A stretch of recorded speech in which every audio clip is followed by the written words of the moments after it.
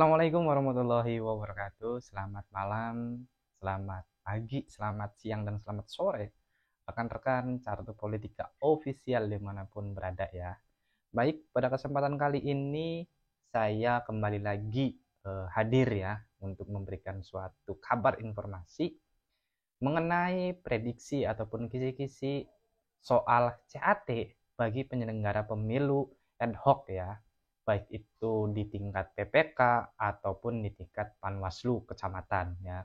Karena untuk mengenai tahapan ataupun jadwal pembentukan Panwaslu kecamatan sesuai dengan apa yang video saya kemarin upload itu udah dimulai ya, maksudnya mengenai tahapannya itu udah keluar dan segera akan dirilis ya kan.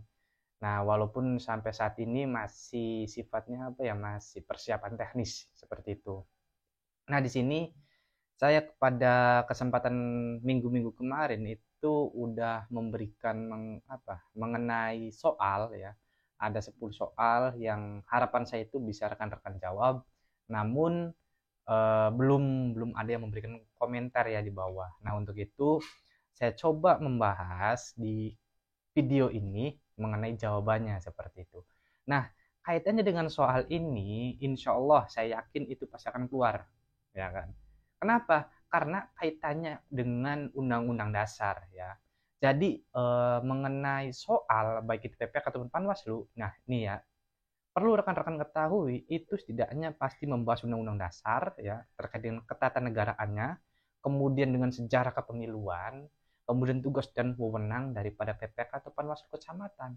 Dari tiga item tadi saya yakin itu pasti akan keluar ya kan. Di lain sisi ada soal-soal lain ya, misalkan kaitannya sebagai Panwaslu kecamatan pasti akan muncul mengenai penanganan pelanggaran, kemudian sengketa proses, itu pasti akan keluar lah ya.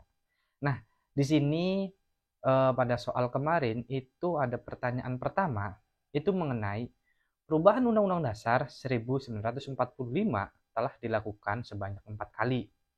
Maka perubahan kedua pada tahun berapa? Ya, ini loh, ya kan. Silakan teman-teman kalau ada yang bisa silakan dijawab ya dari soal-soal yang telah saya upload kemarin itu. Di sini pilihan pertama A itu 1999, B itu 2000, tahun 2000, kemudian C itu 2001 dan D itu 2002. Nah, di sini yang ditanyakan itu perubahan kedua ataupun amandemen kedua Undang-Undang Dasar. Maka jawabannya itu sudah tentu pasti B, yaitu tahun 2000. Kenapa? Karena perubahan pertama ataupun amandemen pertama itu pada tahun 99 ya kan. Dan amandemen keempatnya terakhir yang sampai sekarang masih berlaku itu tahun 2002 ya. Jadi dari tahun 1999 sampai dengan 2002 ini tiap tahun itu adanya suatu amandemen Undang-Undang Dasar seperti itu. Nah, kemudian yang kedua mengenai menurut Undang-Undang Dasar 1945 ya, gubernur, wali kota, dan bupati dipilih secara ya, titik-titik. Yang pertama itu demokratis internal partai, kemudian huruf B-nya itu demokratis, huruf C-nya langsung, dan huruf D-nya tidak langsung. Maka jawabannya itu adalah B, yaitu demokratis. Gubernur, wali kota, dan bupati dipilih secara demokratis. Itu berdasarkan pasal 18 Undang-Undang Dasar 1945. Itu dijelaskan bahwasanya untuk gubernur, wali kota, dan bupati itu dipilihnya secara demokratis. Walaupun dalam kenyataannya, dalam realita untuk pelaksanaan pemilihan kepala daerah, ya gubernur, bupati, dan wali kota itu dipilih secara langsung ya kan. Namun makna daripada demokratis ini itu ada demokrasi langsung dan demokrasi tidak langsung ya kan, sehingga tafsiran daripada frasa demokratis ini yaitu pilihan ya kan, boleh melaksanakan secara tidak langsung dan ataupun dilaksanakan secara langsung. Makanya dalam undang-undang pemilihan kepala daerah itu banyaknya perubahan ya kan, yang kemarin diberlakukan pada pilkada 2020 kemarin itu telah 3 kali perubahan ya kan. Jadi undang-undang kemudian apa ya, dirubah oleh perpu, kemudian perpunya dijadikan undang-undang, undang-undang itu kemudian dirubah lagi. Wah, ribuh ya. Makanya undang-undang pilkada itu perlu disempurnakan, maksudnya. Perlu apa bahasa istilahnya ya, dikodifikasi lah ya kan, seperti itu. Karena udah banyak perubahan dan sebagainya itu. Kemudian yang ketiga, pengaturan pemilihan umum pada Undang-Undang Dasar 1945 diatur pada pasal, ya di sini ada huruf A pasal 22A, B-nya pasal 22B, C-nya pasal 22D, dan D pasal 22E. Maka jawabannya itu adalah pasal 22E. Itu terkait dengan bab pemilihan umum, ya.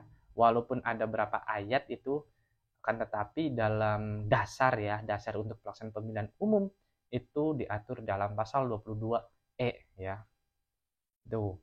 Kemudian yang keempat, presiden dan wakil presiden memegang jabatan selama 5 tahun dan sesudahnya dapat dipilih kembali dalam jabatan yang sama hanya untuk 1 kali masa jabatan. Nah, ini diatur dalam titik-titik ya. Huruf A itu pasal 1 Undang-Undang Nomor 7 Tahun 2017, huruf B-nya pasal 22 Undang-Undang Nomor 7 Tahun 2017, kemudian huruf C-nya pasal 4 Undang-Undang Dasar 1945, dan huruf D-nya pasal 7 Undang-Undang Dasar 1945.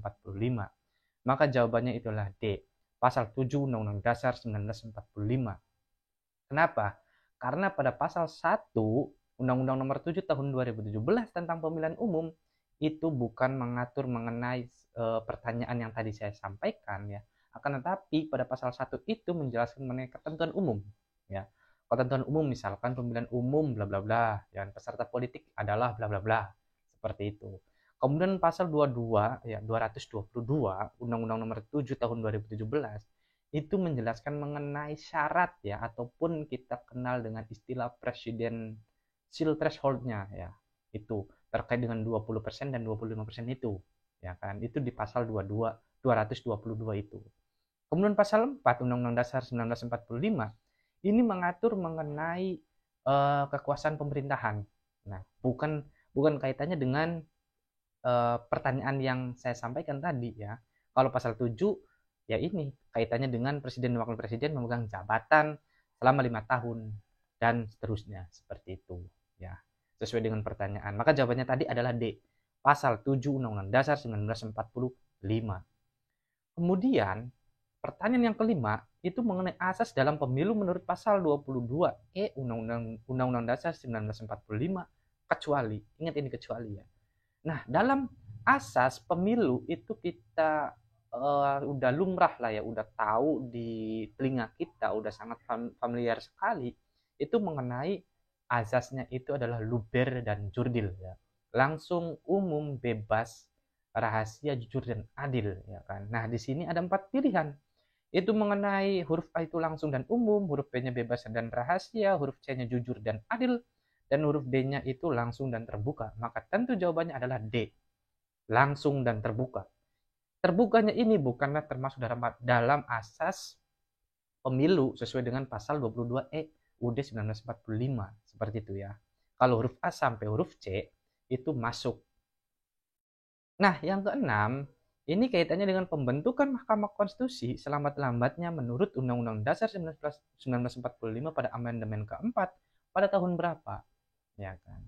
Nah, kaitannya dengan MK ini ya, karena MK ini adalah lembaga baru ya kan, yang dibentuk itu melalui amandemen keempat jadi tahun 2020 tahun 2002, itu mengamanatkan bahwasanya Mahkamah Konstitusi itu selambat-lambatnya dibentuk pada tahun 2003 ya.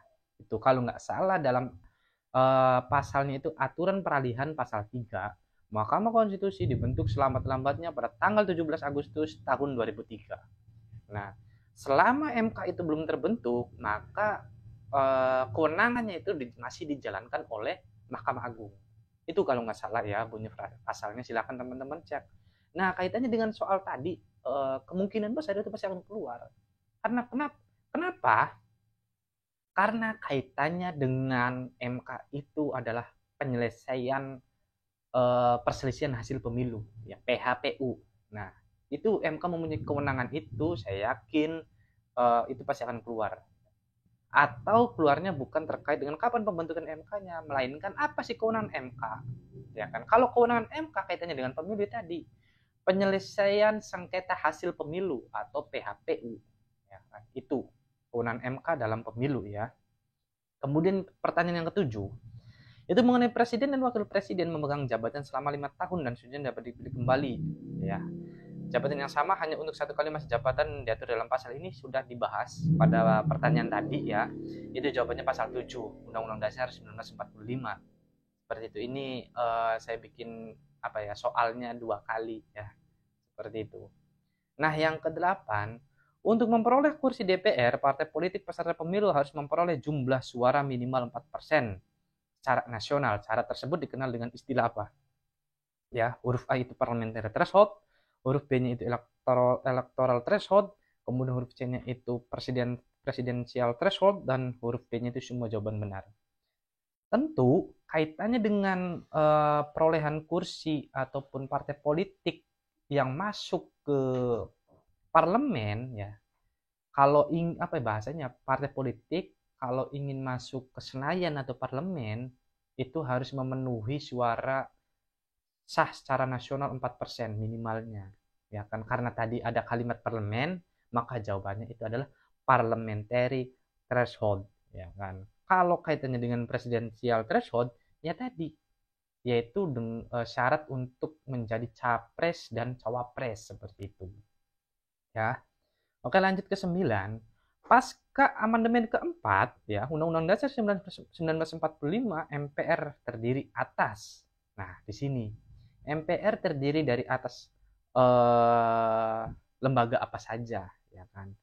Di sini dijelaskan dalam huruf A itu DPR dan DPD, huruf B DPR dan utusan golongan, huruf C itu DPR dan pemerintah, dan huruf D itu DPD dan DPA. Ya, perlu rekan-rekan ketahui di sini ada beberapa jawaban, pilihan jawaban itu yang sudah nggak kepakai ya. Misalnya utusan golongan. Utusan golongan ini sudah digantikan dengan DPD, ya kan. Sudah nggak ada lagi utusan golongan di Senayan, di Senayan sana, di parlemen itu udah nggak ada utusan golongan, adanya udah DPD. Kemudian DPA ini sudah dihapus ya, DPA ini sudah dibubarkan Dewan Pertimbangan Agung ini, ya kan. Maka jawabannya itu adalah A, DPR dan DPD itu, ya kan. Kemudian yang 10, di sini lembaga negara yang berwenang mengubah dan menetapkan undang-undang dasar adalah apa? Ya. Maka jawabannya itu adalah MPR. Ya kan? MPR mempunyai kewenangan untuk mengubah dan menetapkan undang-undang dasar. Seperti ya rekan-rekan ya. Kaitannya dengan 10 pertanyaan tadi, silakan rekan-rekan coba untuk dipahami. Saya yakin insya Allah mudah-mudahan bakal keluar, ya kan? Karena kaitannya dengan undang-undang dasar itu kaitannya dengan ketatanegaraan, ya kan? Karena tadi yang saya sampaikan, tidaknya mengenai soal CAT tadi, tugas dan kewenangan ini sudah pasti melekat, pasti akan keluar. Sejarah kepemiluan, ya kan? Kemudian mengenai ketatanegaraan tadi, kaitannya dengan undang-undang dasar itu, korelasinya. Kemudian pula dengan apa ya bahasanya, kalau di KPU itu pasti ada logistik, misalkan jumlah surat-surat cadangan itu berapa persen, itu juga pasti akan saya yakin itu pasti akan keluar juga, ya kan. Kemudian apa sih yang dimaksud dengan penyelenggara pemilu juga, ya kan, siapa saja penyelenggara pemilu itu, ya. Itu juga beberapa pertanyaan-pertanyaan yang akan kemungkinan saya yakin itu pasti akan keluar. Oke, silakan teman-teman pahami ya, pelajari. Eh, Mudah-mudahan rekan-rekan yang memantau channel ini semuanya dapat diberikan kemudahan untuk menjadi panwaslu kecamatan, menjadi panwaslu kelurahan desa, atau menjadi PPK atau menjadi PPS, ya kan, seperti itu. Mudah-mudahan bermanfaat channel ini dan mohon untuk selalu senantiasa mendukung channel Carto Politika Official. Akhir kata ya, jangan lupa di subscribe, like channel, dan tentunya di share dong ya. Oke, saya akhiri. Wassalamualaikum warahmatullahi wabarakatuh.